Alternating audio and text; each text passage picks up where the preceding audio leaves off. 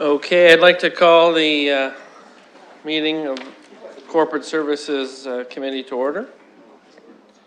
Just off the top, I'd like to read the following statement. The City of London is committed to making every effort to provide alternate formats and communication supports for council, standing or advisory committee meetings and information upon request. To make a request for any city service, please contact accessibility@london.ca or 519-661-2489, extension 2425. I'll look to members of the committee to see if there are any disclosures of pecuniary interest. Okay, seeing none, we do have a scheduled item which is not to be heard before 12:30. I think it's best if we proceed with that first, right off the top. This is the delegation community recognition program for the Ontario Lottery Gaming Corporation. I understand the mayor has a few words. Go ahead.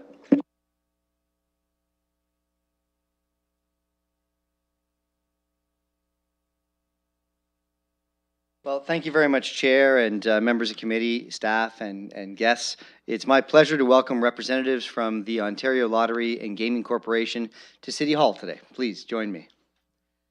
As a part of the Municipality Contribution Agreement, the City of London would like to acknowledge the funding received from OLG this past year. It represents a $4.8 million contribution to our city. It's allowed for many important projects.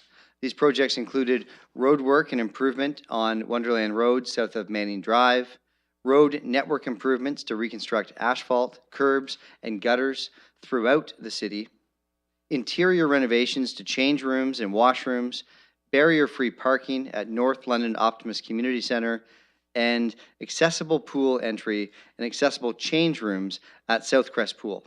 And so on behalf of City Council, on behalf of the entire City of London, it is my pleasure to thank OLG for the contributions they've made to our community this year. And with that, I'd like to introduce Tianda Kerr from OLG, and I think you have a few words to say as well. Welcome, Tianda. Thank you so much. Thank you. Thank you. Thank you, Mayor Brown. So as Mayor said, I'm Tianda Kerr. I'm the Senior Manager of Municipal and Community Relations for OLG.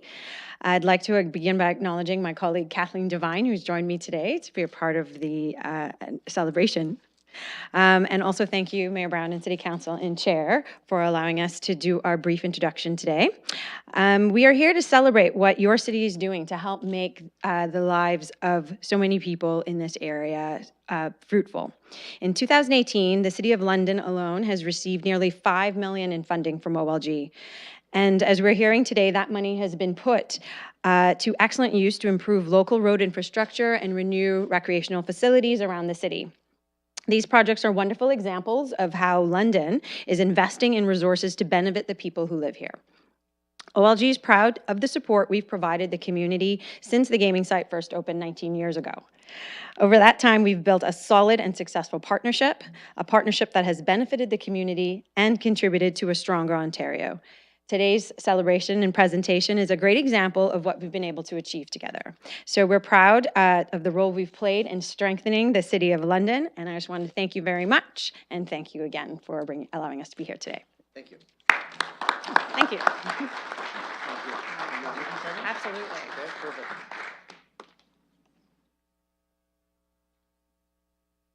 The virtual ribbon cutting, number of sites here. Dolly? Dolly? We'll wait for it. Ready? Yep, anytime. Ready? Go ahead. Okay, ready? Okay, great. Thank you again. I appreciate it. Thank you. Very much.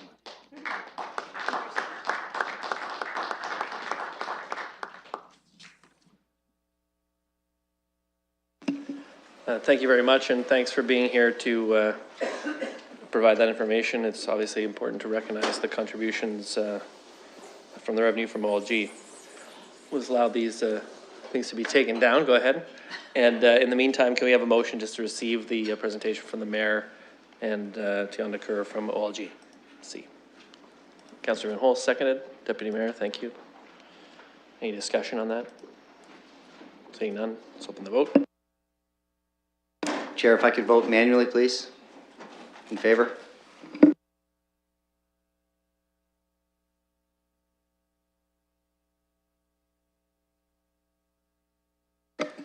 also vote manually, yay, thank you. And yay. Closing the vote and the motion carries 6-0. Okay, that brings us back to the consent agenda. Colleagues, just look to see if there's any items on here that you'd like to pull.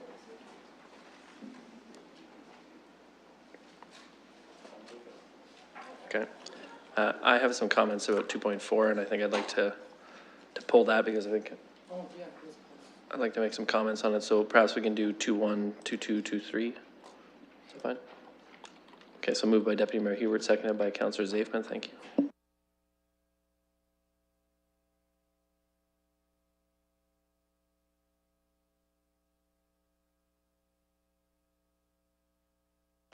Any discussion on those items?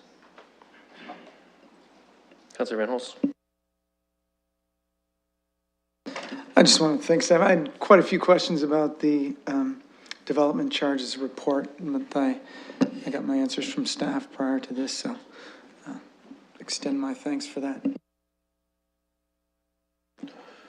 Any other discussion? Okay, seeing none, the vote is open.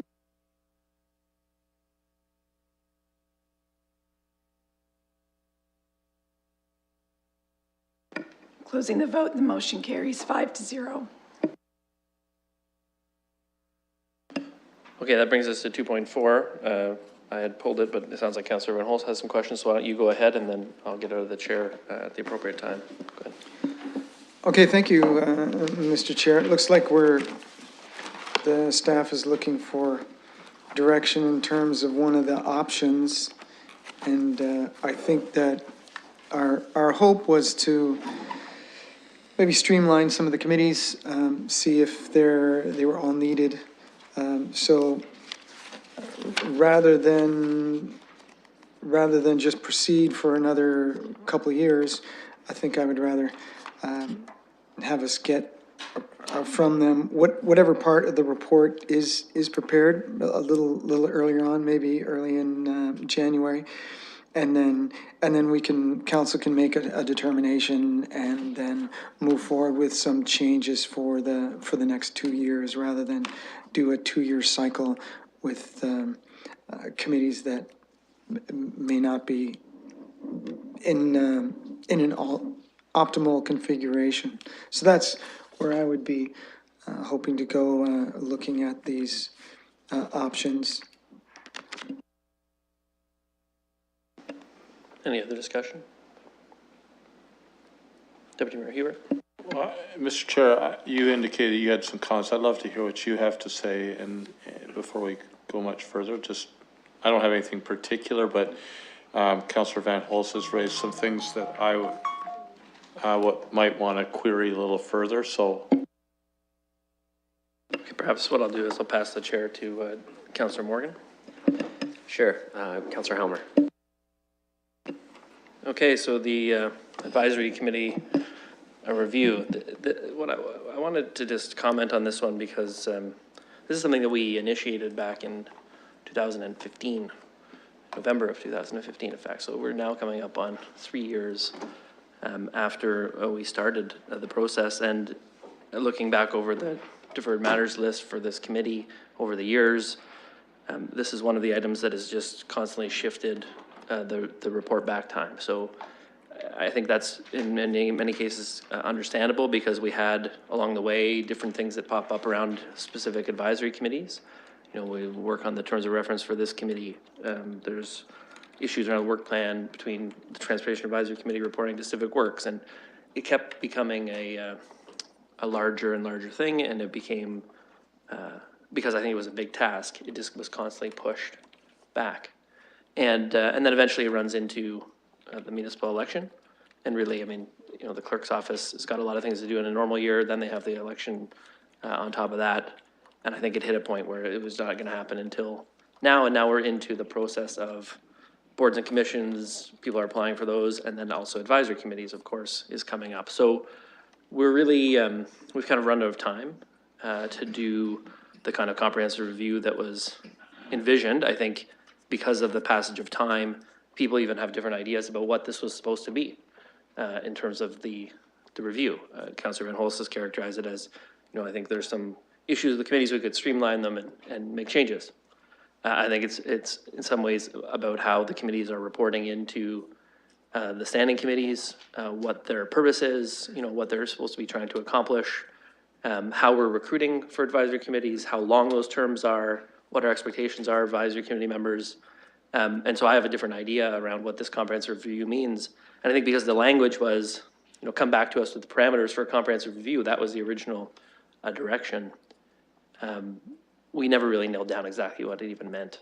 And it's just taken a long time to get to this point. So that's all by way of saying, I think as members of the committee and as council, I certainly want us to take responsibility for the fact that it's taken this long to get to the point that we're at. I don't see a really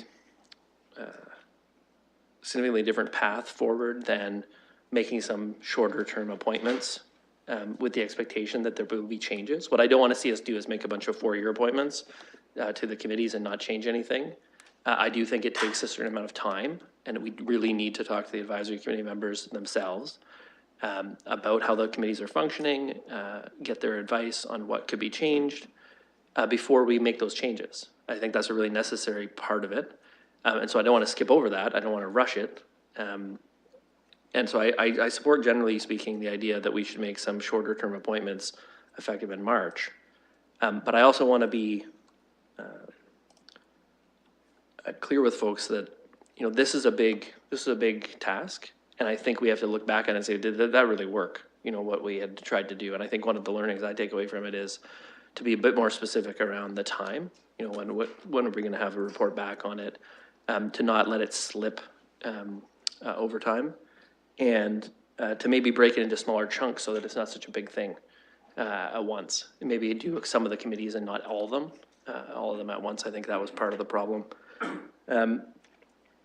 I raise it because I want to see where my colleagues are in terms of how they think we should proceed. Perhaps there's other things that I haven't thought of that would be good for between now and March.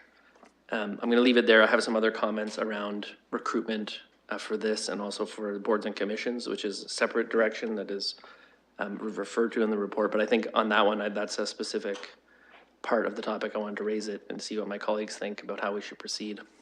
You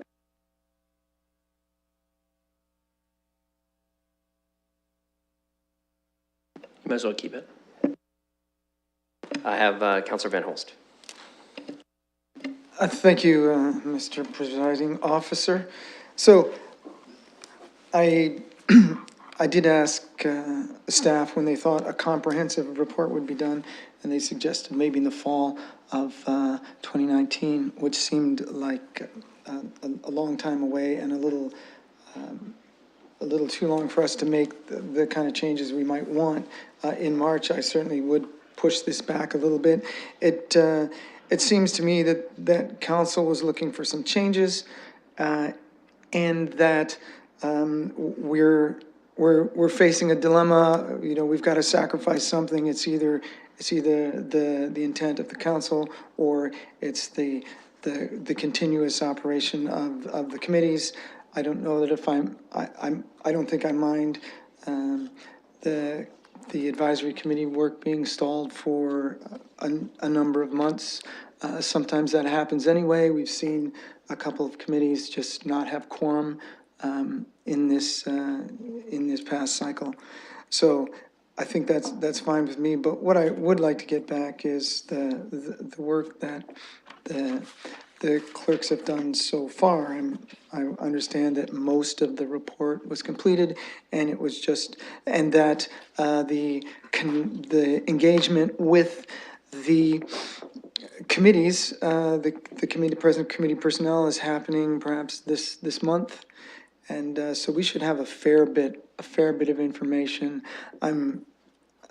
I recall saying when this came forward that the idea of a comprehensive review may not be what I would like, because that often means it can mean more work than necessary, and it certainly means more time. So it'd be good to see what we had so far, and then maybe we can make a little more agile determination of where to go. So my hope would be to get whatever reports, whatever information we can prior to this proposed recommendation number 2. So in number 2, it looks like, that's on page 46, it says that, well, I don't have my glasses, so I'm not sure what it says, but I remember. Yeah, it just. Doesn't help either, Didn't right? help a lot, didn't help a lot. Always willing to help, Mike. Yeah, thanks. Well, I appreciate the effort. But it looks like at that time, we would basically just postpone the appointments for a little while until we could make some determinations. And I think the timing would be fine to do that. But I'd rather have us make some changes and then be able to see how they worked out partway through our term, rather than have to try something entirely new midway through the term. And we won't necessarily be happy with the first half of the term, and then by the time we finish the term with another 2 years of appointments, we might want to have made some adjustments there. So I think the philosophy of failing fast and learning quickly is maybe good in something like this. So there's my comments. Councillor Zaifman. Thank you. And through you, Mr. Chair, just quick comments here. I've heard from Councillor Van Hulst and Councillor Helmer with some thoughts on maybe where this should go in the future. I haven't necessarily heard much. I mean, I've heard some that may not be as much of an interest from some on 2-year appointments. I'm fine with that. I think it's very reasonable and a smart thing to do given the work that's still going to be undertaken. And I'm fine moving ahead with these 2 items today. I'm just curious if there's something more substantive or something additional that councils are looking to put forward beyond commenting on this. That's what I'd be curious to hear. Otherwise, I'm set and ready to vote on this.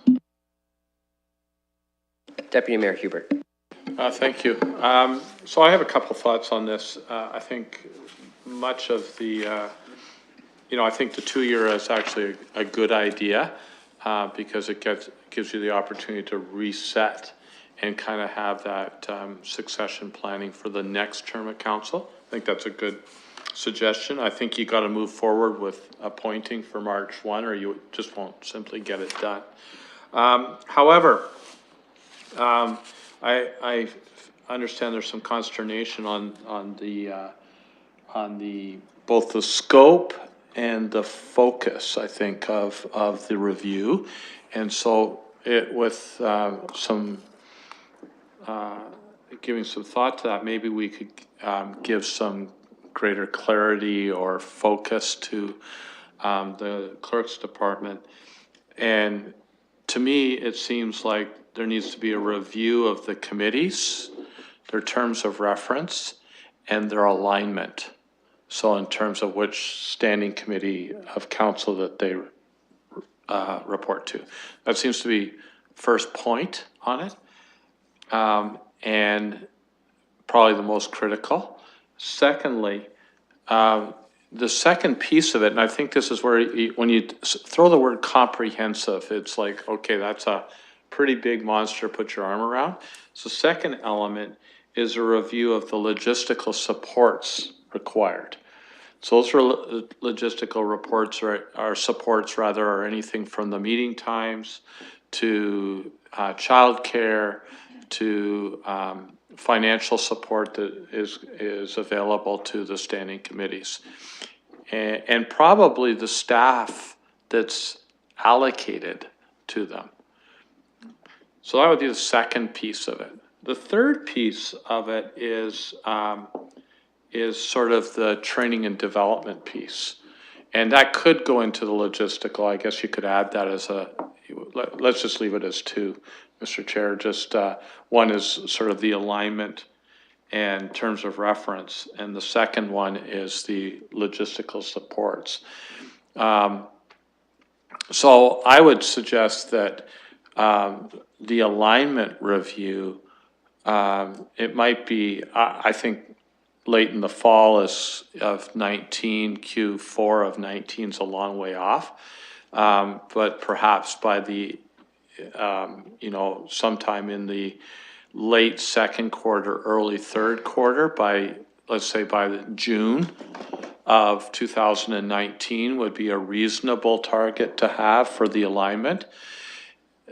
But even as a precursor to that, I think the clerk might want to think about how are we recruiting? And that isn't part of the review, but we tend to get the usual, with greatness of respect, suspects applying to our advisory committees. And I think, so the recruiting piece actually could be a precursor to the review. So let me summarize, Mr. Chair. One, that the clerk evaluate recruitment methodologies. And in the HR world of recruitment, you have a sort of the broad brushstroke type stuff where you're posting and all that, but there may be specific people that we should be targeting for that recruitment. Secondly, a review of the committee alignment terms of reference. And then thirdly, the logistical supports. So breaking it out that way might give some clarity. Yes, maybe for the benefit of our committee members, I think I'd like to ask the clerk or deputy clerk to comment on what their understanding is of the scope of the review that is being undertaken, so that we have a really clear idea of how the direction that has been previously given is being interpreted. And then colleagues can certainly add in the relevant and necessary clarities to that direction. So I don't know if the deputy clerk or clerk want to comment on that.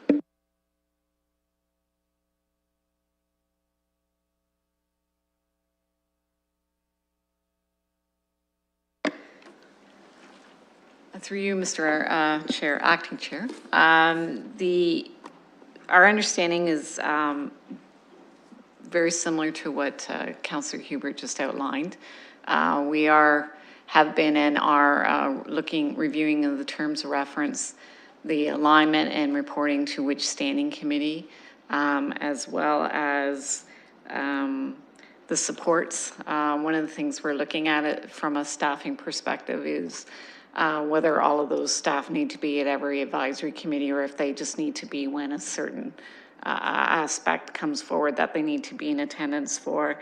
And we were looking at holding an open house. Councillor Helmer had raised, probably a year ago now, about having a session to look at even our application and whether it should be changed. So all of that was within the work that we have already started and had intended to do. So this aligns with what we had thought council was hoping for us to bring forward, unless Ms. Westlake Power has something else that she wants to add.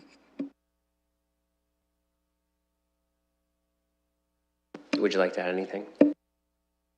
Just to add on to what the clerk has said through you, Mr. Chair, the specific information about the recruitment process and how that can be improved is scheduled for later this month. That's the consultation that's going to be happening later this month. It's specific to recruitment, the application process, and that sort of type thing. It's not about the structure of the committees as they currently exist. Okay, I hope that helps committee members understand the scope of what's been interpreted, so we don't necessarily have to provide clarification if our components are already in there. I don't know if Deputy Mayor Hubert, I can get you back on the speakers list, but I have Councillor Van Holst first. Thank you. So for some additional clarity, some of the concerns that I heard about this were, for instance, since we've got a transportation master plan now that involves all types of transportation, maybe the Transportation Advisory Committee and the Cycling Advisory Committee should be joined into one. So that was one of the concerns that came up. One of the other councillors, I believe, in the Civic Works Committee brought that up. Also, there was the concern that sometimes the committees may be performing more an advocacy function than an advisory function, and that may not necessarily be moving the work of the city forward. So what we wanted to find out, what exactly does the city need? How can we make a valuable use of our advisory committees. So that was another issue that I think are the real substantive ones, and we can have an advisory committee program, but we want to make sure that it's serving a valuable function. And we want to make sure that they've been given the direction that they need to help us move the work of the city forward, which sometimes didn't seem like it was the case over the last 4 years. Clerk Saunders.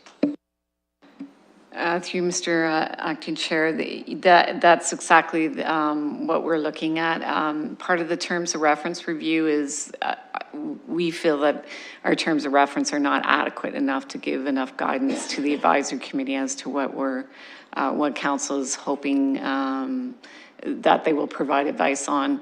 We also have looked at a number of municipalities. Ms. Westlake Power has done a substantial amount of research to look at best practices with other municipalities in order to bring that forward. So we agree that that part of the review is to look at stronger terms of reference so it's clear as to their role.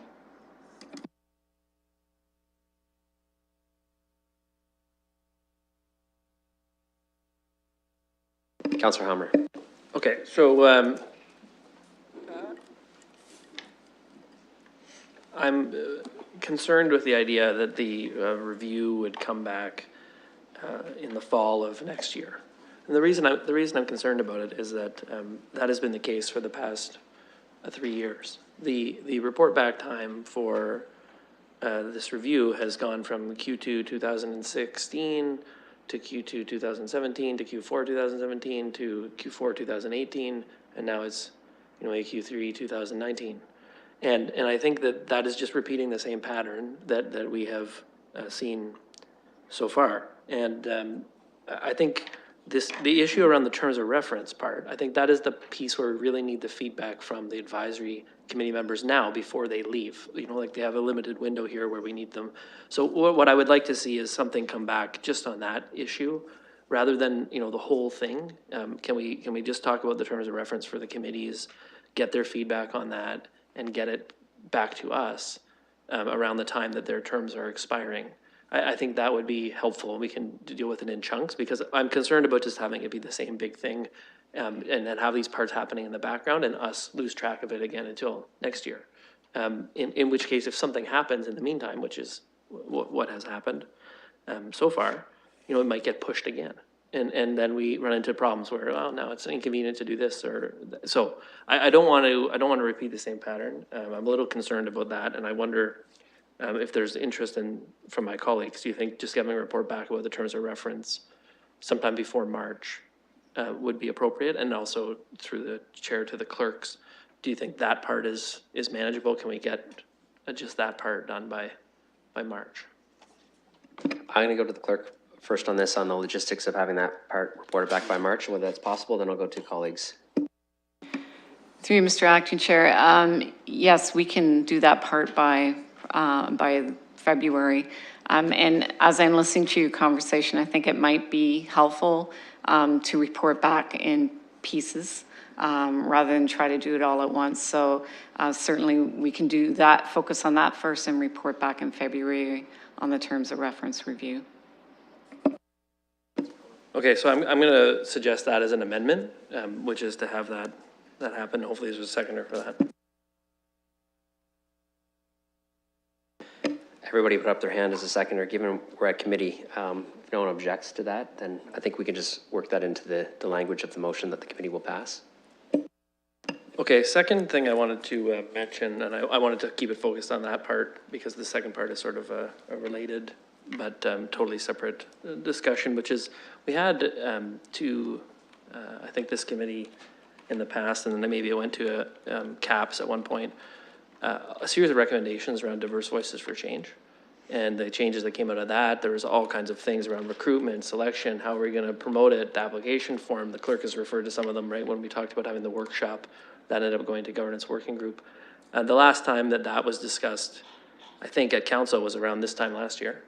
And, a number of those things were listed at that time as we're going to explore this and we're going to see about is this going to work? We're going to talk to legal about, say, voluntary self-disclosure, so we get a sense of who's applying for committees, what are the dimensions of diversity that they are bringing to the table.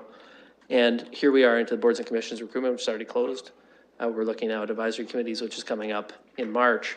And some of these things, we haven't seen a lot of change yet. So that's a very detailed series of recommendations.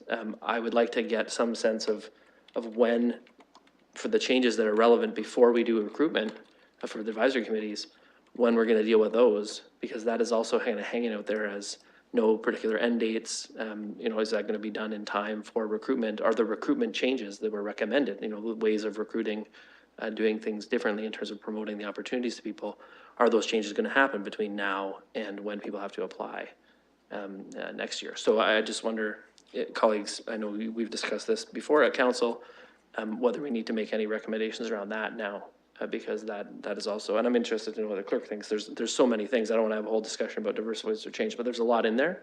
And if we need to make any directions at this point, or if there's some future report coming forward, I'm just not aware of, that there's timing on that. Clerk Saunders.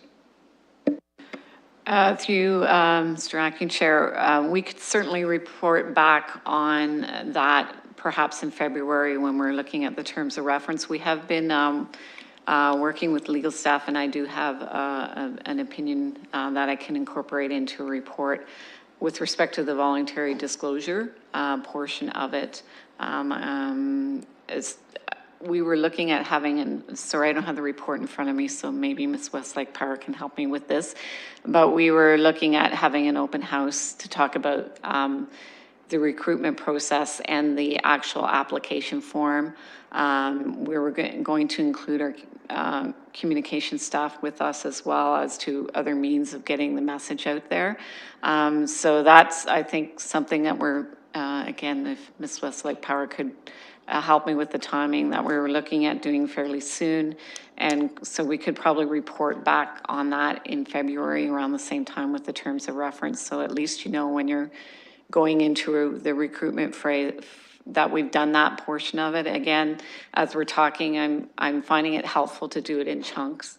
I think that would be very helpful to get it moving forward quicker.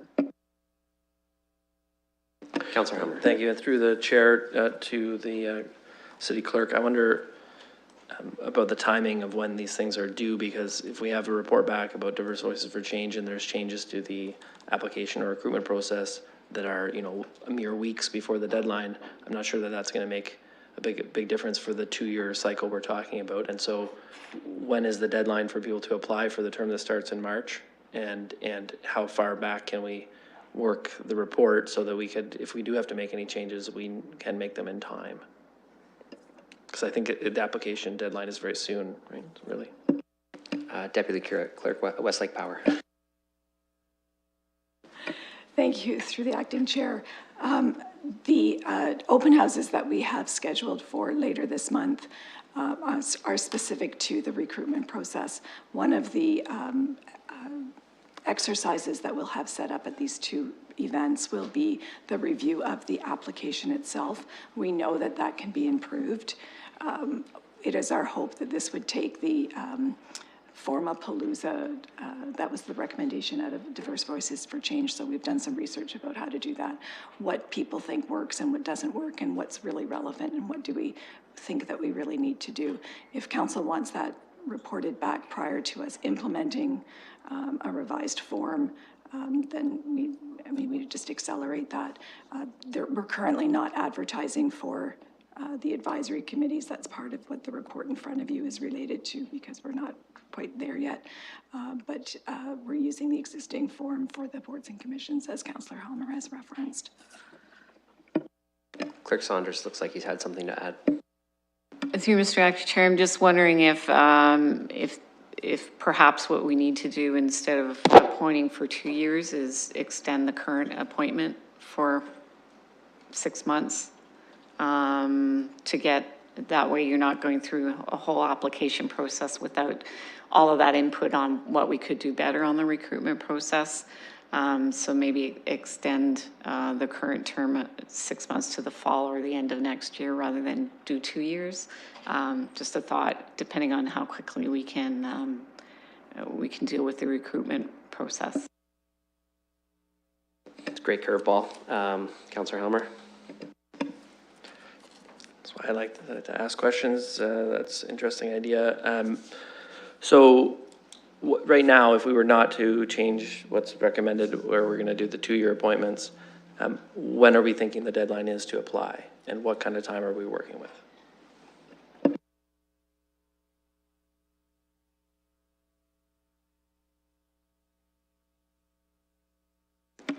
Through Mr. Acting Chair, we would be looking for applications by probably deadline of early to mid-January to give, and then the striking committee would review those applications and make recommendations in February for appointment in March.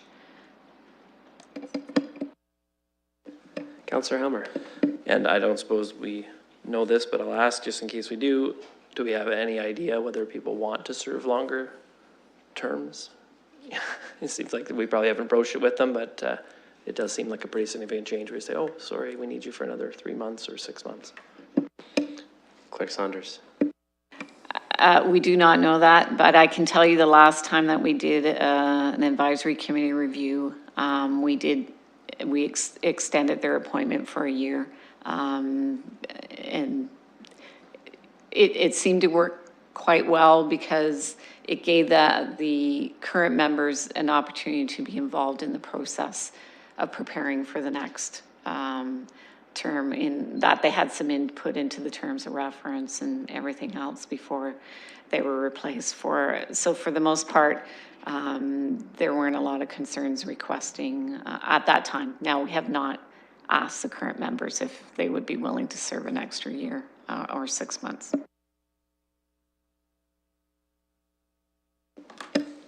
While you think about it, I'm going to go to Councillor Van Holst, who's also on the speaker's list. Thank you, Mr. Acting Chair. So I did hear that all the members of the Trees and Forest Advisory Committee are hoping to apply again. So there's at least one where I'm sure they would agree to the extension. So, and I appreciate that. Seems like a good suggestion on part of the clerk, and an agile one as well. That gives us a little more time to deal with this function without really making a huge commitment in terms of years of keeping the same structure. So I like where we're going. That's what I suggested at the beginning, get a report back quickly with the information we've got. I'll just ask through you, Mr. Acting Chair, to the clerk. I was told that large portions of the report are completed, and maybe I just ask what portions are. So what information have you got ready for us that we could see in this report that comes back in chunks? Clerk Saunders, or Deputy Clerk. Through you, Mr. Chair. The clerk has outlined some of the research that we've done, sort of an environmental scan of other municipalities, reviewing the terms of reference as they exist right now, the alignment with the standing committees, and some of the inherent difficulties that we know exist there. In addition, gaps that have been identified in either the terms of reference or memberships. We've also got a number of requests for consideration by the city clerk through the advisory committees that have been referred to this process, and also a recent report from the clerk with respect to the transportation committees that was referred to this process. So there is a fair bit of work that's been done, but as is alluded here in the report, in this agenda, there's not been consultation with the advisory committees about that information. Councillor Van Holst. I'm satisfied with the answer, and it looks like that's coming forward fairly soon. We'll get a pretty good chunk of information. We can make some changes or some recommendations, and maybe it allows to even cut the scope of the comprehensive report if it seems like we've got something to move forward with that's worth a try. So I'll just remind colleagues, what we actually have right now is the recommendation as it's constituted in the report with some one minor addition that the committee all agreed to unanimously. We're not at this point contemplating what Clerk Saunders had mentioned on basically extending the current terms unless colleagues want to actually change the recommendation as it stands. I know we're having some debate. I don't mind allowing that to go on. Those are two very different directions. So perhaps that is the first decision point, given if we don't want to move forward with extending the terms. I think we've pretty much come to the decision on this particular report. If that's something wants to propose, this is probably the time to do that. Otherwise, I think we should proceed with the recommendation as we've crafted it. Councillor Van Holst. Well, it seems like it would make sense for us to at least approach the advisory committees and see if they're open to an extension of their terms. That'll tell us whether we've got that option open to us in a larger sense. And if not, then we may have to go with, we'll get the report and then see what we can do with a little more crunch, a little more of a time crunch. Councillor Hammer. So I'd like to propose that we do what the clerk has suggested, but not 6 months or a year, but just a few months. I think it's going to buy us enough time that we can have the conversation with the terms of reference, get a report back about diverse voices for change on the recruitment side, and still have roughly the same kind of approach that's being suggested here. So instead of going the term starting in March 1, we could start at June 1, and that would give us March, April, and May.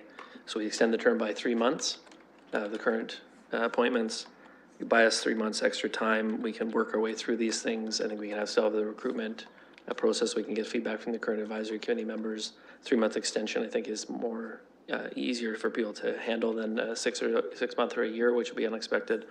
And I think that's probably enough time. If we focus on it, I think we can get it done, especially if we do it in chunks, as has been discussed, and seems to be the clerk is open to that.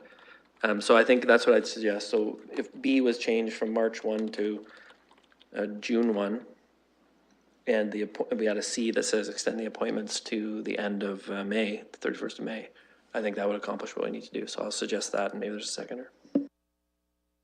There is a seconder for that, so we've got a mover and a seconder willing to make that change. That's going to be a slight modification to B, as well as the addition of C, which is extending the current term to line up with that June 1st. I guess technically it would be the end of the previous month. Any discussion on that? Councillor Helmer. Thank you, and thanks for your patience, everyone. I wanted to see where the committee was, and I didn't really have a clear idea where I wanted to go, so that's why it's taken a while to get there. Second thing I wanted to mention, make sure is in the motion, is just those reports back in February about diverse voices for change in terms of reference. I know we've discussed it, but I just want to make sure it's in the resolution because I think that was sort of there's support for that on the committee, and it sounds like there's support from staff about those reports coming back then. Is there any objections from committee in just working that into the motion? I don't see any. So what we're going to do is we're going to craft up what has just been discussed into a motion so colleagues can review it and make sure they're comfortable with it. In the interim, I just want to go to Clerk Saunders to make sure that the timelines that we're suggesting are work with the way that she spoke about the reporting out in chunks before, just so we're aware of any unforeseen logistics.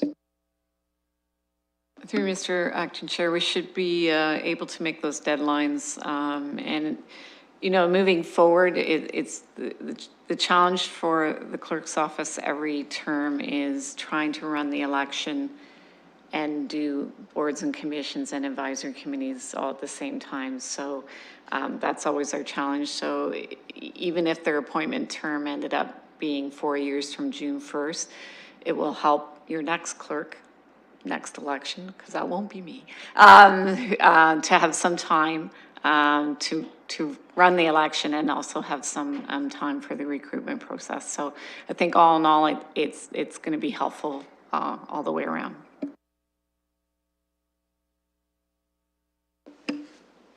Is there any other comments while we wait for the language to be drafted? Of course, once the language is up, I'll let colleagues comment on it if they see anything they're uncomfortable with. So we're just having a brief discussion with the clerk, about the language around the current terms of reference, the recruitment process. I think if we just say the recruitment for voting members be undertaken, maybe less is more. If we need to change the terms of reference, I think we have to make that clear when we start the recruiting, but I think if we take that out, then we're not locked into it. Yeah.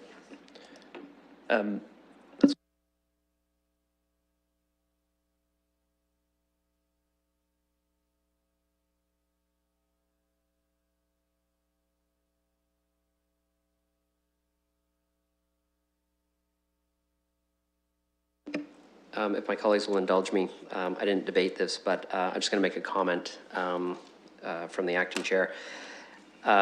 Certainly, I appreciate the debate. I think it's very good, and I support the direction the committee's going. I think it has the additional added advantage of the turnover in council precipitating adjustments to the potential structure of the committees. I don't necessarily foresee that happening this time, but it does allow for that option by having a possible extension of the committees, advisory committees, as is noted, the advisory committees and what they do and how they interact with council as part of the scope. It may become very relevant to have that time given an election setting a new direction and having the ability to adjust or redirect some of the structures that support council and the ways that they function without having to rush to it by, getting sworn in on one day and appointing committees 2 days later, as it used to be a few terms back. So I think this is a good, strong direction. I think we get a lot of information. We can obviously course correct when we get that information, but it seems like a reasonable path. I think the language is ready. So if colleagues just want to review that before I call the vote on this.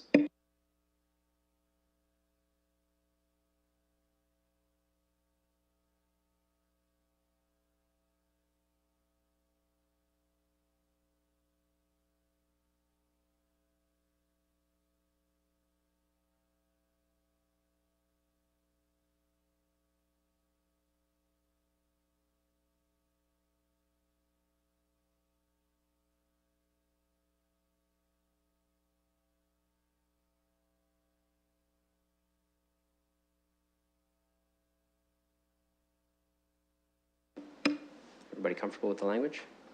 Okay, okay, Councillor Van Holst. So just looking at it, it seems that we're going to undertake the recruitment, and it's just going to be for 3 months. So were we not going to try and extend the terms of people?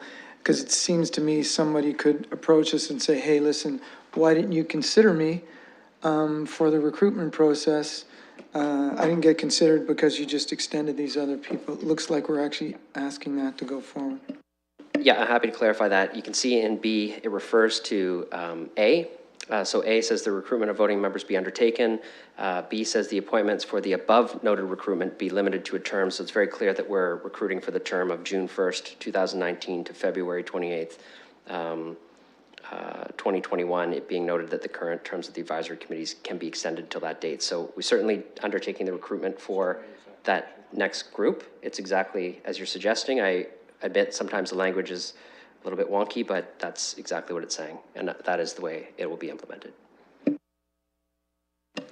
Okay, thank you. And I just wanted to say that I'm also very open to the clerk's suggestion that advisory committees begin in June on a sort of an ongoing basis. That does seem that would be a better workflow for everyone. So I hope that comes forward as one of the recommendations. I'll certainly support it. Okay, great. Moved by Councillor Hummer, seconded by Councillor Van Holst. I'll open the vote.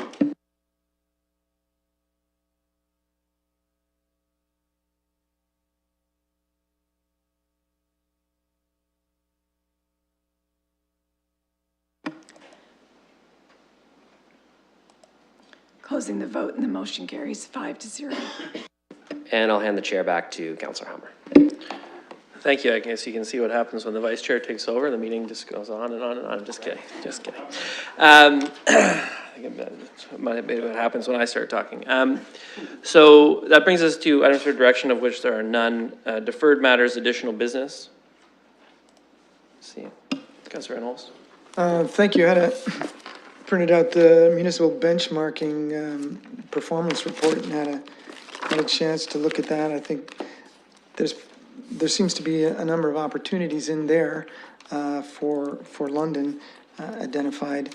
So I wanted to just ask through our staff how we approach those examples of opportunity. For instance, in provincial offenses court, where our cost per offense is a little bit above the median, and if we were able to cut that down to the median amount, we would be saving $348,000 a year. So I see that you can find or spot good leads for savings.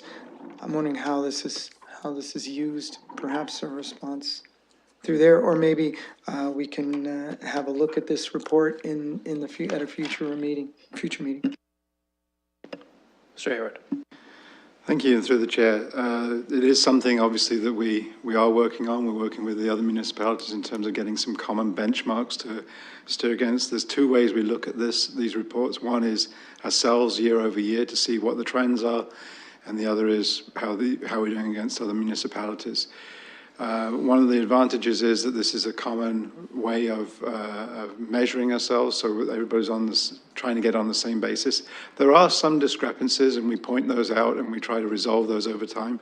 For example, I think a couple of years ago, there was one with planning that was way off in some areas, and so to compare ourselves against some of those other planning numbers would have been completely wrong. Some of the numbers are open to interpretation, so you could say, well, London's got the lowest per capita cost in terms of providing recreation. Is that a good thing or a bad thing? Well, you have to look at the type of service that you're providing as well, the level of service. Is it up to the standard that council wants? Is it effective? So there's a number of other factors that you have to look at. It's not just simply take a look at the number and you've got cost savings potentially. Certainly if there are numbers that are well above the average, we would take a look and say, well, what's going on here? So it's really a stimulus to push you into those indicators.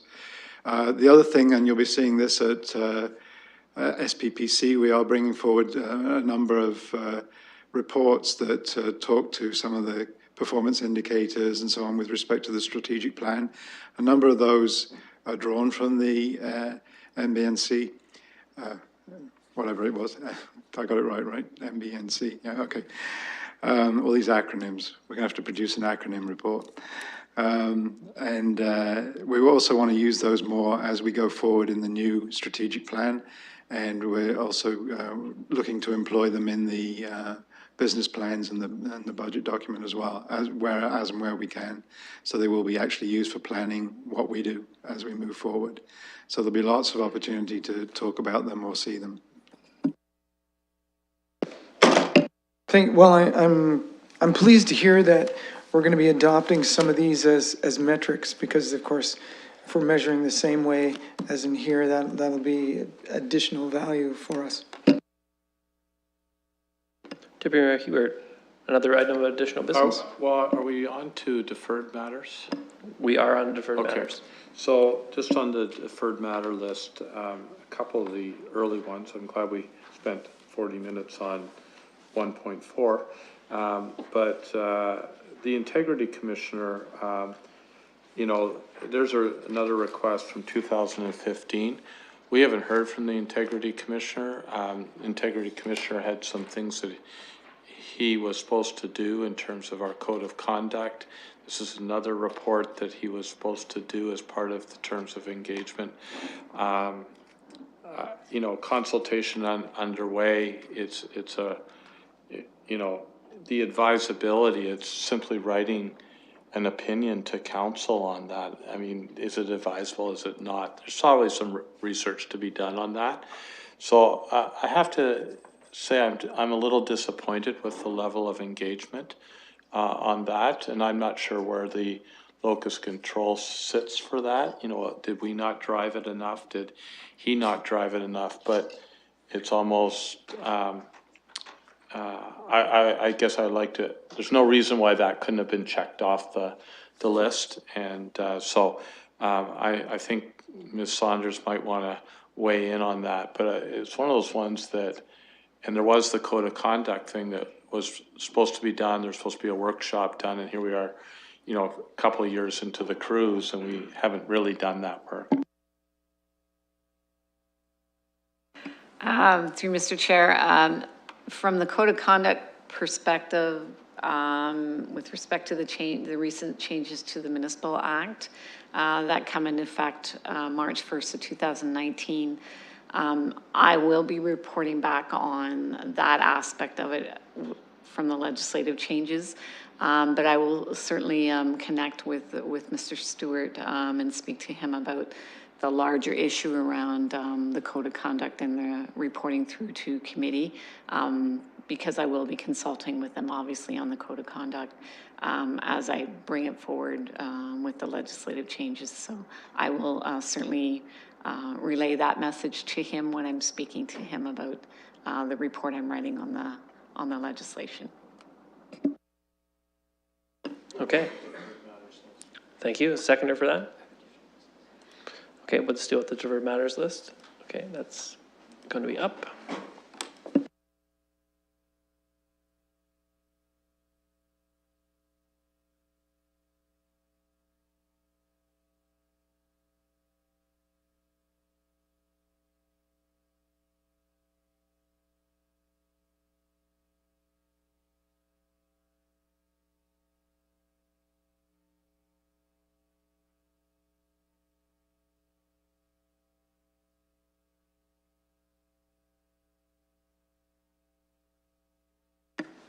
Closing the vote, the motion carries 5-0. Thank you very much for that. Additional business. Councilor Morgan. Yes, this is probably the only spot that this fits into. I won't be at council next week. I'll be at the Federation of Canadian Municipalities conference in Ottawa. And so I won't be here for the final council meeting of this term. Given that two of my colleagues who aren't returning are on this committee, I did want to, because I won't have a chance to do it next week if it turns into an opportunity to do so. I wanted to thank both Councillor Zafman and Deputy Mayor Hubert for their contributions over the last 4 years. I know Deputy Mayor Hubert and I were competitors in the 2006 election, which was 23 votes difference between us. It's been an absolute pleasure to have the opportunity to work with you and Councillor Zafman, who I've known from both this perspective and with my other jobs hat on. You know, it's been great to call you a friend, and your contributions from both of you to this particular committee over which I have served the entire term of council on have been phenomenal and much appreciated, and the support that you've given me through the term I've appreciated as well. I know that this might happen next week. I won't be here, but I'll certainly reach out to our other colleagues who aren't returning and let them know my thoughts as well. But I wanted to say that publicly to the both of you. I appreciate your service. Well said. Well said indeed, Councillor Morgan. I just wanted to say, since this is our last meeting as a committee, unless we have a special meeting, which is always possible, you never know. I think we had a good year. We only had 20 meetings, which is down about 29% over the previous 3 years. I'm not sure if that's because of the members of the committee or the fact it was election year. I'm not sure. Yeah. You know, we dealt with a lot of important things. Corporate Services obviously deals with a lot of important financial and human resources matters here at the city. And I want to thank the staff, you know, reporting in from all different areas. You know, a lot of the things that we're dealing with are not the easiest topics. Some of them are very complicated. I think our staff are doing a really good job making the right decisions, making the right recommendations, bringing forward very clear reports on complicated topics. And I think we've done a good job as a committee working through those issues over the course of the term. I want to thank the members of the committee for the work that you've done. We still have a closed session, so don't go anywhere. I just wanted to say, unless we have a special meeting, thanks for your service on this committee. With that, can I look for a motion to go into closed session? We have 2 items there that are listed on the public agenda, land acquisition, solicitor-client privilege advice, both of them.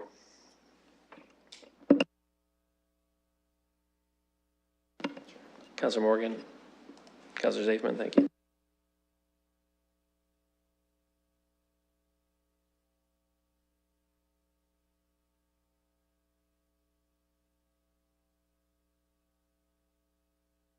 Close closing the vote and the motion carries 5-0. Okay, we're headed to committee room 3. Since we have dealt with the additional business already, I think we'll be adjourning from there. Once we come back into public session, we'll open up the door for members of the media to make sure you know that that's happening.